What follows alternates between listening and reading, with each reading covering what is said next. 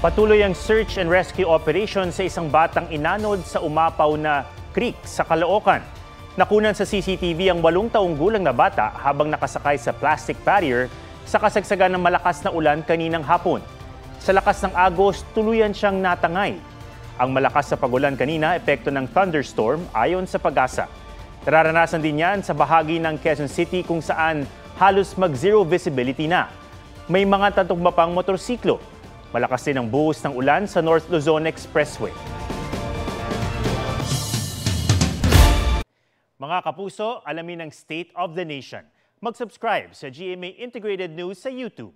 Sa ating mga kapuso abroad, samahan niyo kami sa GMA Pinoy TV at sa www.gmanews.tv.